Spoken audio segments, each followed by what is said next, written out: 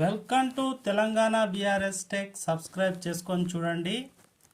ఇక్కడ మన సికింద్రాబాద్లోని 1/2 కిలోమీటర్ దూరంలో ఉన్నటువంటి క్లాక్ టవర్ వద్ద 365 రోజులు ప్రతినిత్యం టిఫిన్లను అందిస్తారు. ఈ యొక్క అన్నదాన కార్యక్రమం మరి టిఫిన్లు ప్రతి ఒక్కరికి అందిస్తున్నటువంటి సేవాభావం అందరి మనస్సులను గెలుచుకున్నటువంటి మన భాగ్యనగరం హైదరాబాద్లో ఉప్మా, ఇడ్లీ, మరి పల్లి చట్నీ, సాంబారు ఈ విధంగా ప్రతినిత్యము మన హైదరాబాదులో ఉన్నటువంటి ఈ యొక్క క్లాక్ టవర్ ఏదైతుందో దాని చుట్టూరా లైన్లో వరుసగా నిలబడి చాలా నిరుపేదలు అక్కడికి వచ్చినటువంటి ధనవంతులైతే ఇక్కడికి రారండి. వీళ్ళు ఇక్కడ ఆకలితో అలమటిస్తున్నటువంటి పేదవారిని చూసి తట్టుకోలేక వాళ్ళ ఆకలికి చాలామంది ప్రాణాలు ఫుట్పాత్ పైనే మరణిస్తున్నారు. వాటిని గమనించి మహోన్నతమైనటువంటి భగవంతుని కన్నా గొప్పనైనటువంటి సేవ మనిషిని కేంద్రంగా చేసుకొని బ్రతుకుతున్న మహనీయులు ఇక్కడ అన్నదానాలు జరిపిస్తారు. మానవ సేవే మాధవ సేవ అన్న నినాదం చాలా గొప్పది. చూడండి, ఒక్క మనిషికి ఆకలి తీరితే చాలా సంతోషపడతాడు. ఇలా వేలాది మంది మొహాలల్లో వాళ్ళ మనసుల్లో చిరునవ్వు చూడటానికి ప్రతి నిత్యము ఎంతో దూరం నుంచి ఇక్కడ వడ్డిస్తున్నటువంటి వారు అక్కడ ఇక్కడ టిఫిన్లు వండరు. దూర ప్రాంతంలో నుంచి వండి ఇక్కడికి తీసుకొచ్చి అక్కడ కాయ కష్టం చేసుకునేటటువంటి నిరుపేదలు. కొంత డబ్బు వాళ్ళ దగ్గర ఉంటుంది కానీ కొనుక్కోలేని తినలేని పరిస్థితి. ఇక్కడ చెప్తున్న వ్యక్తి ఇక్కడ వీళ్ళందరికీ అన్నదానం చేస్తున్నటువంటి మహనీయులు.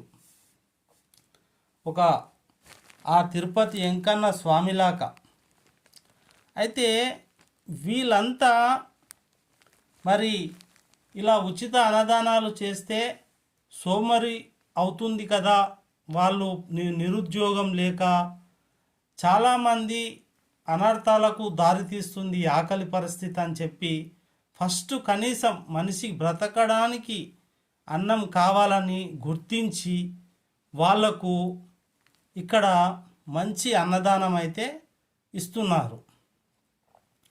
మరి ప్రతి ఒక్కరు కూడా ఈ యొక్క టిఫిన్లు చూడండి ఎంత చక్కగా పెడుతున్నారో. మరి మన హైదరాబాద్ భాగ్యనగరం ఎందుకు అయ్యిందంటే ఆ యొక్క పేరులోనే కాదు, అక్కడ భాగ్యవంతమైనటువంటి ధనవంతులు ఉన్నారు కాబట్టి. మన ఇక్కడ నుంచి పల్లెటూళ్ళ నుంచి పోయిన వాళ్ళు, అక్కడ డబ్బులు పొడగొట్టుకున్న వాళ్ళు, ఎక్కడ దిక్కులేని పరిస్థితిలో ఇలా తినవలసి వస్తుంది. కాబట్టి వాళ్లకు చేతనైతే మీరు సహాయం చేయండి. అంతేకాని అవహేళనగా నవ్వే వాళ్లకు మాత్రము తప్పండి. అది చాలా తప్పు అని మేము తెలియజేస్తున్నాం. మీరు దాతలు అక్కడికి వెళ్ళి అన్నదానం చేస్తే మీకు మేలు కలుగుతుంది. చూడండి వాళ్ళ పరిస్థితి చూడండి.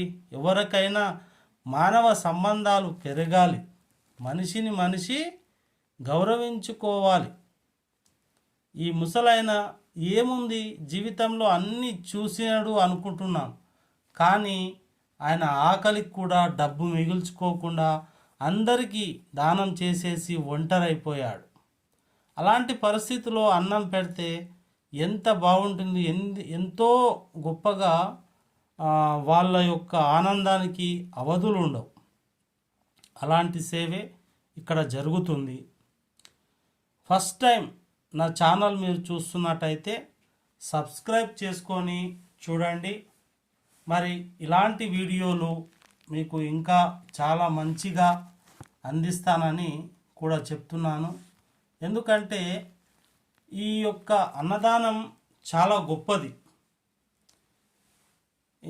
ఏవిచ్చినా మనిషికి ఇంకా కావాలి కావాలి అంటారు, కానీ కేవలం ఈ యొక్క అన్నం విషయంలో మాత్రం చాలు అంటారు.